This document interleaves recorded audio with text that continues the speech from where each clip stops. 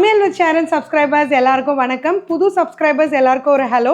இன்றைக்கி நம்ம மீன் தித்திப்பு எப்படி பண்ணுறதுன்னு பார்க்க போகிறோம். தித்திப்புனா இனிப்பாக இருக்காதுங்க. இந்த மீன் ஆக்சுவலி ஒரு லோக்கல் டிஷ் தான், நிறைய பேருக்கு தெரியல. ஸோ அதனால தான் இன்றைக்கி ஷேர் பண்ணுறேன். இந்த மீன் பார்த்திங்கன்னா இதுக்கு நம்ம பர்டிகுலராக சூஸ் பண்ண வேண்டிய மீன் பார்த்திங்கன்னா இந்த மாதிரி வெள்ளைக்கிழங்கா இல்லை ஒயிட் கலரில் எந்த ஃபிஷ் வேணாலும், ரொம்ப முள் இல்லாத ஃபிஷ்ஷை சூஸ் பண்ணிங்கன்னா ரொம்ப நல்லாயிருக்கும். வெள்ளை சுதும்பு இதில் இதை பண்ணும்போது ரொம்ப நல்லாயிருக்கும். இதோட ஸ்பெஷாலிட்டி என்னன்னு கேட்டிங்கன்னா, இதை நீங்கள் புலாவ் கூட, சப்பாத்தி கூட, ஒயிட் பிரிஞ்சி இல்லை தேங்காய் சாதம் எது கூட வேணாலும் வச்சு சாப்பிடலாம். அட்டகாசமாக இருக்கும். எப்படி பண்ணுறதுன்னு பார்க்கலாமா? ஸோ மீன் தித்திப்புக்கு என்னென்ன பொருட்கள் தேவைன்னு பார்த்துடலாம். நான் 1/2 கிலோ மீன் எடுத்திருக்கேன். கிழங்கா மீன் வாங்கி வச்சுருக்கேன். நீங்கள் வெள்ளை சுதும்பு இல்லை கிழங்கா மீன் சூஸ் பண்ணிக்கோங்க. அதுதான் இதுக்கு ரொம்ப நல்லாயிருக்கும். அடுத்து 2 வெங்காயம் இந்த மாதிரி கட் பண்ணி வச்சுருக்கேன். ஒரே ஒரு தக்காளி போதும். இதுக்கு நம்ம புளி சேர்க்க போகிறது கிடையாது. அடுத்து ஒரு 3 பத்த தேங்காவை இந்த மாதிரி கட் பண்ணி வச்சுருக்கேன். இதுக்கு 2 இன்ச் இஞ்சி, இதோட 10 பல் பூண்டு, 6-7 பச்சை மிளகாய். இதுதான் நம்ம குழம்புக்கு காரம் சேர்க்க போகுது. கருவேப்பிலை, கொத்தமல்லி, தாளிக்கிறதுக்கு கடுகு, சோம்பு, 1 டேபிள் ஸ்பூன் சோம்பு வச்சுருக்கேன். கல்லுப்பு, மஞ்சத்தூள், 1 டீஸ்பூன் மிளகாய்த்தூள். இது வந்து வெறும் மிளகாய்த்தூள். அவ்வளோதான் நம்மளுக்கு தேவையான பொருட்கள். ஸோ இப்போ குழம்பு செய்கிறதுக்கு மண் சட்டி வச்சாச்சு. இதுக்கு என்ன எண்ணெய் யூஸ் பண்ணுறதுன்னு நான் முதல்ல சொல்லலை. தேங்காய் எண்ணெய் எடுத்திங்கன்னா ரொம்ப ஃப்ளேவர்ஃபுல்லாக இருக்கும். இல்லைன்னா நீங்கள் கடலெண்ணெய் எடுத்துக்கலாம், இல்லை ரீஃபைண்ட் ஆயில் கூட எடுத்துக்கலாம். நல்லெண்ணெய் கண்டிப்பாக இந்த மீன் குழம்புக்கு எடுக்காதீங்க, டேஸ்ட் நல்லா இருக்காது. எண்ணெய் சூடானதும் 1 டேபிள் ஸ்பூன் சோம்பு சேர்த்துக்கோங்க. சோம்பு இந்த மாதிரி பொரிஞ்சதும் கட் பண்ணி வச்சுருக்கிற 2 வெங்காயத்தை சேர்த்துக்கலாம். எப்படியும் நம்ம வதக்கி அரைக்க தான் போகிறோம், அதனால் நீங்கள் எப்படி கட் பண்ணாலும் நோ இஷ்யூஸ். இப்போ இதில் 2 இன்ச்சுக்கு நான் கட் பண்ண இஞ்சி சேர்த்துக்கிறேன். ஆக்சுவலி 2 இன்ச்சு இருக்காது, ஒரு 3 இன்ச்சு இருக்கும். அடுத்து இதில் 10 பல் பூண்டு, 6 பெரிய பச்சை மிளகாயை இந்த மாதிரி கட் பண்ணி வச்சுருக்கேன். இது எல்லாத்தையும் ஃபஸ்ட்டு வதக்கிடலாம்.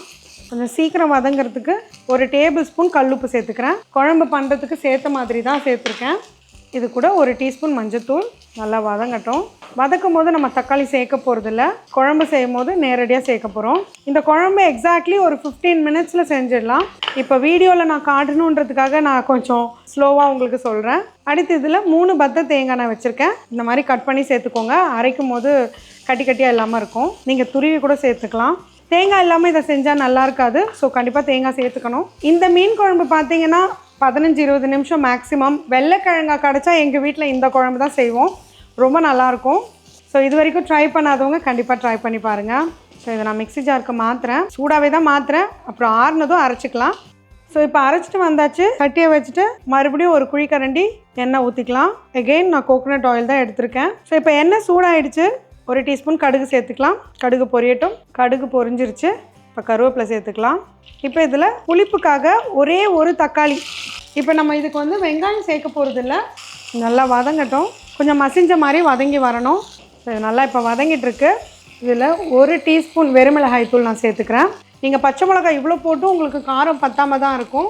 இது கூட 1/2 டீஸ்பூன் மஞ்சத்தூள் சேர்த்துக்கிறேன். உப்பு மட்டும் நம்ம அரைச்சதை சேர்த்துட்டு வேணும்னா சேர்த்துக்கலாம். நம்ம 6 பச்சை மிளகாய் சேர்த்துருக்கோம், ரொம்ப காரமாக இருக்கும் அப்படின்னு பயப்படாதீங்க. இதில் காரமே தெரியாது உங்களுக்கு. ஸோ அவ்வளோதான். கரியறதுக்கு முன்னாடி நம்ம அரைச்ச தேங்காய் பேஸ்ட், வெங்காயம் இதெல்லாம் அரைச்சோம் இல்லையா, அதை சேர்த்துடலாம். சிம்மில் வச்சுக்கோங்க சேர்க்கும் போது, ஏன்னா அதுக்குள்ளே கீழே இருக்கிற தக்காளி கரிஞ்சு போயிடும். ஸோ இப்போ இதுலேயே ஒரு 1.5 கப் அளவுக்கு தண்ணி ஊற்றி டைல்யூட் பண்ணிக்கலாம். குழம்பு வந்து இந்த மாதிரி உங்களுக்கு எல்லோ கலரில் தான் இருக்கும். அங்கங்கே இந்த மிளகாய் தூள் சேர்த்தோம் இல்லையா, ஸோ அது நல்லா க்ளாஸியாக அங்கங்கே ரெட்டிஷாக தெரியும். நான் இன்னும் கூட கொஞ்சம் தண்ணி ஊற்றிக்க போகிறேன். சரி, தேங்காய் இருக்கிறதுனால திக்காயிடும். ஸோ நீங்கள் நல்லாவே டைல்யூட் பண்ணிக்கலாம். இதை ஊற்றிட்டு நான் சிம்மில் வச்சிடுறேன். 5 நிமிஷம் அப்படியே கொதிச்சிட்ருக்கட்டும். அவ்வளோதான். அதுக்கப்புறம் நம்ம மீன் போட போகிறோம். ஸோ குழம்பு சிம்லேயே கொதிச்சிக்கிட்டு இருக்கு. இந்த நேரத்தில் நீங்கள் உப்பு செக் பண்ணிக்கலாம். நான் ஆல்ரெடி 1 டேபிள் ஸ்பூன் கல் உப்பு சேர்த்துக்கிட்டேன். எனக்கு கொஞ்சம் கம்மியாக இருக்குது, அதனால் மறுபடியும் ஒரு 1/4 டீஸ்பூன் சேர்த்துக்கிறேன். உங்களுக்கு 10 தான் பார்த்துட்டு சேர்த்துக்கோங்க. ஸோ இப்போ குழம்பு ஒரு 4-5 நிமிஷம் கொதிச்சிருச்சு. இவ்வளோ கொதிச்சாலே போதும், ஏன்னா நம்ம வதக்கி தான் அரைச்சோம். இப்போ அதில் உள்ள மீனை சேர்த்துடலாம். இதுக்கு வெள்ளைக்கிழங்கா தான் ரொம்ப நல்லாயிருக்கும். என்னோட ரொம்ப ஃபேவரட்ங்க. கிட்டத்தட்ட இது வந்து ஒரு மீன் குருமான்னு நீங்கள் சொல்லலாம், அவ்வளோ டேஸ்டியாக இருக்கும். ஸோ மீனெல்லாம் உள்ளே சேர்த்தாச்சு. ஜென்ரலி மண் சட்டின்றதுனால ஒரு 2 நிமிஷத்துலேயே நம்ம ஆஃப் பண்ணிடணும். நீங்கள் நார்மலாக ஒரு பாத்திரத்தில் செய்கிறீங்கன்னா ஒரு 5 நிமிஷம் கொதிக்க வச்சு ஆஃப் பண்ணிக்கோங்க.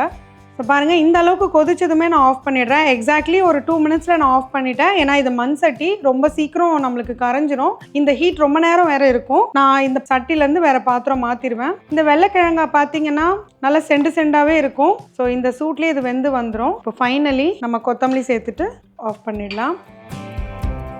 பாருங்கள், எவ்வளோ அழகாக இருக்குன்னு. சூப்பராக ரெடி ஆகிருக்கு. கண்டிப்பாக இதை ட்ரை பண்ணி பாருங்கள். You'll surely love it. And இதை ஏற்கனவே ட்ரை பண்ணவங்களுக்கு இதோட ருசி என்னன்னு தெரியும்.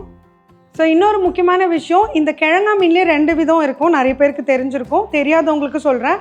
இது வந்து வெள்ளை கிழங்கா மீன். இதுதான் இந்த குழம்புக்கு ரொம்ப நல்லாயிருக்கும். நார்மல் கிழங்கா மீன் கொஞ்சம் பிங்கிஷாக கொஞ்சம் பெருசாக இருக்கும். அது நீங்கள் புளி ஊற்றி செய்கிற மீன் குழம்புக்கு தான் நல்லாயிருக்கும். அது இதுக்கு சேர்க்காதீங்க, ஏன்னா அதில் கொஞ்சம் முள் அதிகமாக இருக்கும். ஸோ அதை ஞாபகம் வச்சுக்கோங்க செய்யும் போது. ஸோ யாரெல்லாம் ட்ரை பண்ண போகிறீங்களோ கண்டிப்பாக கமெண்ட்ஸில் எனக்கு ஒரு ஹைஃபை பண்ணுங்கள். ஸோ இப்போ குழம்ப இம்மீடியட்டாக நம்ம ஒரு பவுலுக்கு மாற்றிடலாம். ஏன்னா பாருங்கள், இப்போ தெரியுது அவங்களுக்கு மீன் இவ்வளோ சீக்கிரமே அந்த சூட்லேயே வந்து உடஞ்சி வந்துடும். ஸோ இம்மீடியட்டாக மாற்றிடுங்க. இது ரொம்ப சாஃப்டான ஃபிஷ்ன்றதுனால ரொம்ப சீக்கிரமே உடஞ்சி வந்துடும். இது வீட்டில் ஒரு 4 பேருக்கு இது கரெக்டாக இருக்கும். 1/2 கிலோ நீங்கள் மீன் வாங்கினீங்கன்னா ஒரு ஆள் 2லேருந்து 3 மீன் ஈஸியாக சாப்பிட்ருவாங்க. அவ்வளோ சாஃப்டாக நல்லாயிருக்கும். ஸோ அவ்வளோதான், சுட சுட சாதத்தில் சர்வ் பண்ணி அட்டகாசமாக என்ஜாய் பண்ணலாம். ஸோ இது அழகாக இந்த மாதிரி வந்துடும். வெள்ளைக்கிழங்காய் பொறுத்த வரைக்கும் நான் ஏன் இதை சூஸ் பண்ணேன்னு இப்போ உங்களுக்கு காட்டுறேன். இதை பாருங்கள், மீன் சாப்பிட பழகாதவங்க தெரியாதவங்க கூட ஈஸியாக சாப்பிட்றலாம். இதில் பார்த்தீங்கன்னா ஒரே ஒரு நடு எலும்பு தான் இருக்கும். இதை அலேக்காக இப்படி தூக்கிட்டோன்னா நல்லா பிசைஞ்சு செமையாக சாப்பிட்லாம். ஸோ ஆஸ் யூஷுவல் ட்ரை பண்ணிடலாமா? இன்ஃபேக்ட் நான் இது வந்து 1 இயர்க்கு அப்புறம் செய்கிறேன். செமையாக இருக்குது. ஆனால் உண்மையாக சொல்கிறேன், நீங்கள் இதை ஒயிட் பிரிஞ்சி, தேங்காய் சாதம், சப்பாத்தி கூடலாம் வச்சு சாப்பிட்டு பாருங்கள், அட்டகாசமாக இருக்கும். ஸோ கண்டிப்பாக இதை ட்ரை பண்ணுவீங்கன்னு நினைக்கிறேன். ஆனால் ட்ரை பண்ணும்போது மறக்காமல் ஸ்டவ்வோடு சமைக்கும் போது கொஞ்சம் லவ்வோடு சமைச்சிங்கன்னா சுமாராக இருக்கிற சமையல் கூட சூப்பராக இருக்கும். எப்படி?